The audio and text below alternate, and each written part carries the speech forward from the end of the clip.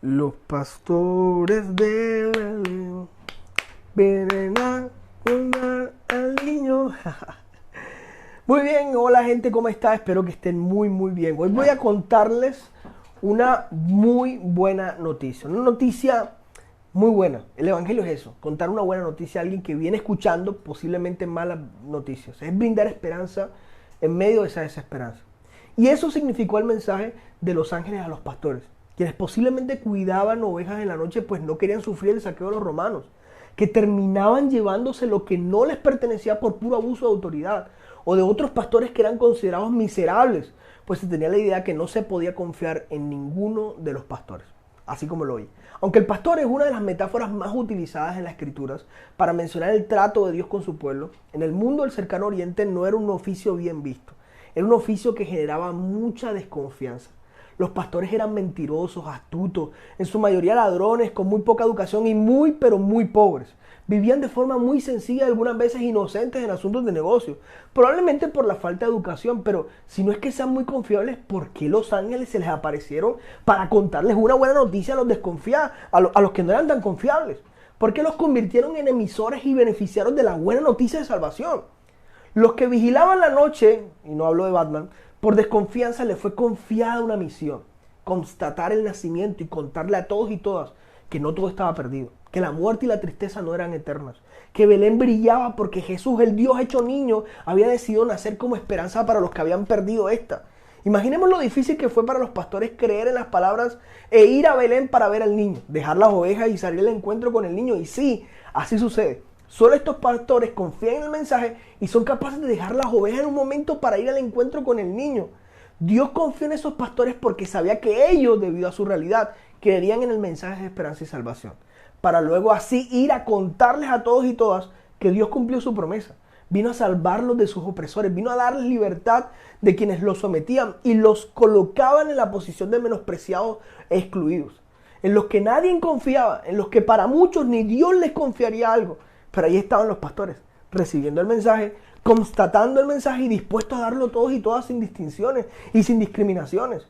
Posiblemente ningún líder religioso o político importante hubiese dejado sus asuntos, aunque estuviera en peligro, como el de los pastores, para ir a ver a un niño nacer. Es que ese niño no era cualquier niño, era el libertador. Pues la esperanza estaba puesta en que nunca más llorarían, nunca más tendrían temor y unos a otros se tratarían bien. Pero esa esperanza era una utopía. Sin embargo, el príncipe de la paz había decidido venir en lo más vulnerable posible. Había un mensaje detrás de la idea de nacer de un bebé, de mostrar que el Salvador no vendría galopando a derrotar los enemigos de la nación, como toda película, sino que entraría al pueblo pobre como entre pobres, vulnerable entre animales, en un pastizal de hieno y arriba de un bebedero de vaca, llorando de la palmada en sus glúteos y siendo cargado por los habitantes de una humilde casa de Belén. ¿Cómo es posible que ese sea el Salvador, el libertador, el Señor? Yo digo que se preguntarían los pastores, pero el niño, que ahora era la contracorriente del César, hace un contraste con los gobernantes y líderes políticos de aquel mundo.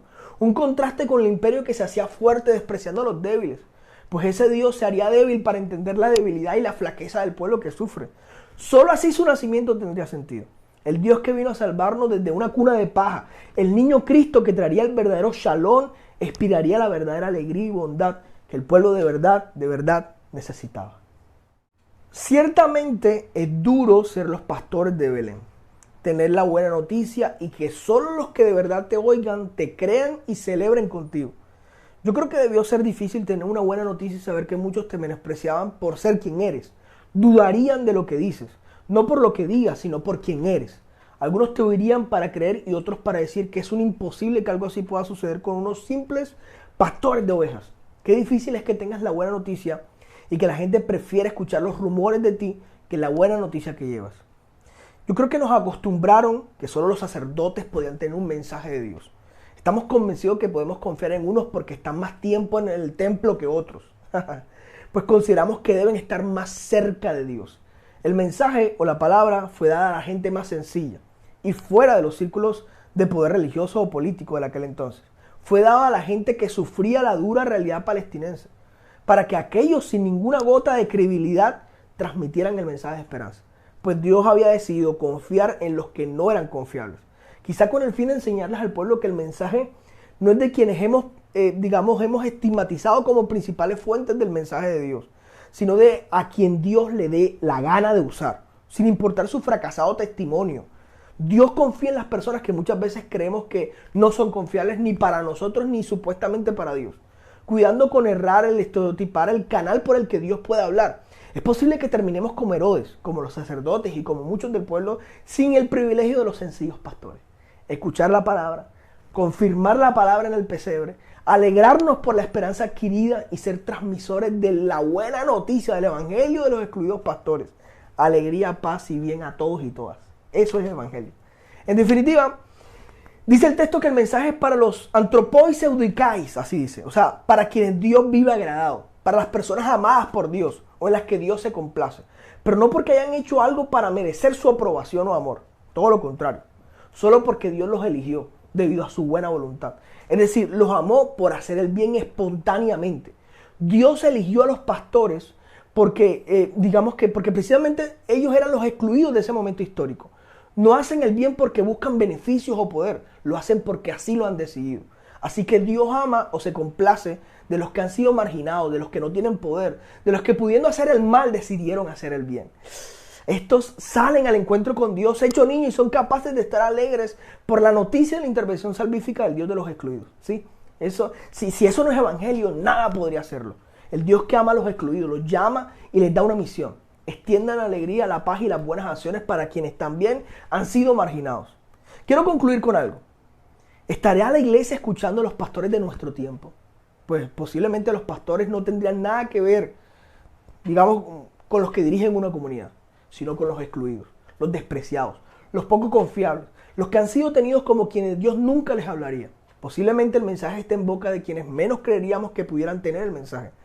La Navidad es más que una fiesta invernal, es el recordatorio perfecto de la esperanza mariana en el cántico que dice: quitó de los tronos a los poderosos y exaltó a los humildes, indicándonos que Dios nace en el lugar menos esperado y más débil, ¿cierto? Le habla a la gente más despreciada y excluida y se manifiesta para oponerse a los que creíamos puros y poderosos. Perspectivas de la fe.